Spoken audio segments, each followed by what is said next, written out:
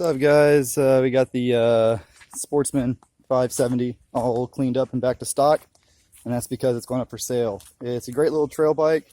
It's even a decent mud bike, but it's not a great mud bike. So I'm going to tell you everything I don't like about it, and if anyone wants it from the channel, I'm asking $4,500, but I'll take $4,250 for it. And that's a pretty fair deal. It doesn't have hardly any miles on it. And yeah, it was abused by me, but it never got water in or anything. So let me tell you exactly how many miles are on this thing. Let's see, 260 miles and 50 hours. So bike's pretty much brand new. I put most of those miles on it myself. Clean title and everything. Anyway, so one of my main problems with the bike is the rear CV axle angles. So this is the rear CV axle angle with no lift. That is just way too much angle. If you really want to make this a really killer mud bike, you're going to have to put some $500 axles in this thing. I'm not really willing to do that. And a bike that just isn't that awesome. As you can see, there's no corrosion on any of the cases or any of that. All nice and clean.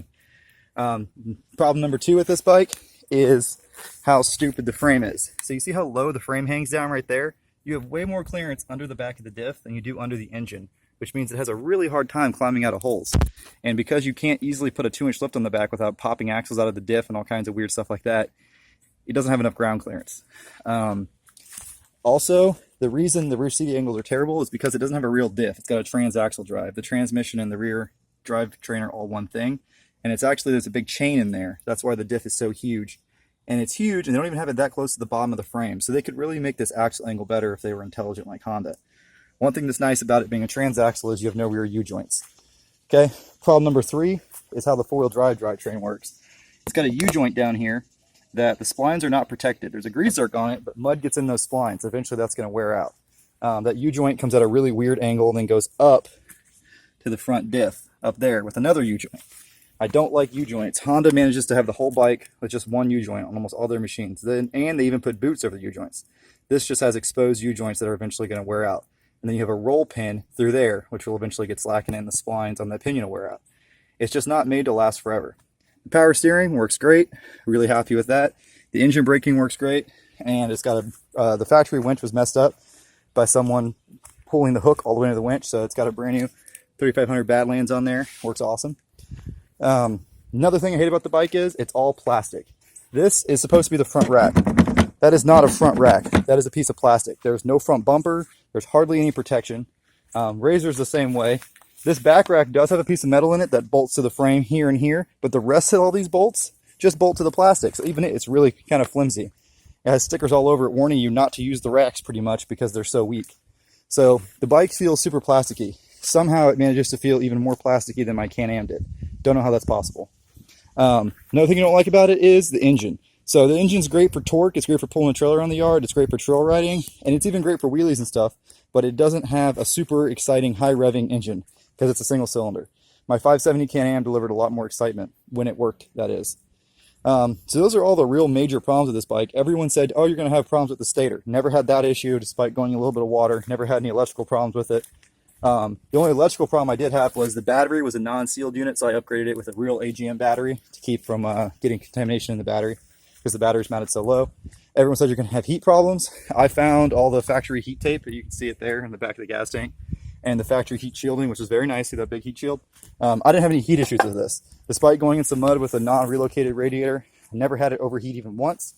Did clean the radiator between rides like anyone should. But as far as reliability goes, it's very reliable. As far as performance goes, it's a little low performance. And I mean that because it's got a torquier, low revving engine, which is good for turning mud tires, but not great for doing sideways action and stuff like that. The gears are great with no clutching whatsoever. I could turn 30 stock and do wheelies on 30 stock, but it didn't feel fast. And I put a clutch in it hoping it was going to make it feel a lot faster, and it didn't. Also, one thing that's a big problem with this bike from the factory, this big rubber bellows thing right here will leak and water will get in your belt box. You have to pull the clutches off in the belt box to fix that. I have another video showing how to do that. Once I did that, the belt was very well sealed and very well cooled. Nice big cooling for the belt, something Can-Am just can't figure out, and that's why their belts don't last, is you need a lot of cooling. This airflow is twice what you get with a Can-Am 570 or even an 850 or 1000 for that matter. So all in all, it's a decent bike if you want to do some some semi-serious mud and swamp riding, but it's not up to par with the kind of stuff I like to do. The 300 over here, majestic as can be, is stuck on the trailer because of a broken U-joint. So yeah, it's going up for sale if you guys want it. $42.50. New winch, $300 clutch kit in there, which I'm not even going to bother taking out. It does have the front 2-inch lift on it still because I like how it sits better with that. The spacers up here.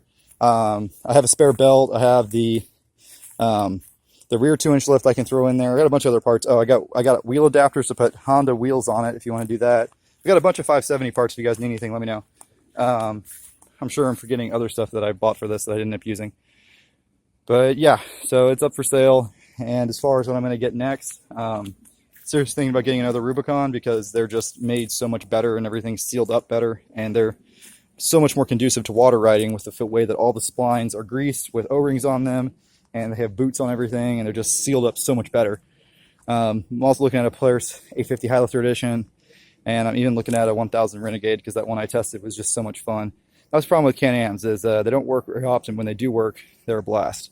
But like I said, great little bike. Just not quite enough bike for me. Suspension was good. It rode nice and everything.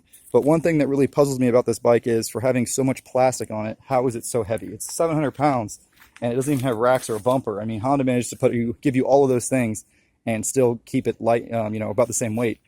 And as far as mudding goes, the three main things that let this bike down is the center of gravity is too far back, so the back gets hung up. There's like nothing on the front wheels. See all this big empty space up here? Even with the power steering unit, this giant transaxle drive and everything shifted so far back, puts way more weight on the rear wheels. The rear axle angles are terrible. That kills it mudding, and the ground clearance under the center is terrible due to this stupid snorkel gear that has to come off and angle down to get up to the front diff. So it just has a really terrible ground clearance profile under here. It's even worse than a Can-Am. A Can-Am is just flat. Overall, it does have a little more ground clearance than a Can-Am, especially under the diffs. But under the center, it's only a little bit better. And the fact that the Can-Am has a trailing arm suspension where there's no lower control arm really gives the Can-Am a pretty big leg up on this thing. As you saw in the videos with that 570L, it was going everywhere I could go on 30s, on 28s. And not 570L, 570 XMR. And that's mostly because of the trailing arm suspension, right? Can-Ams only have one A arm, so nothing to drag.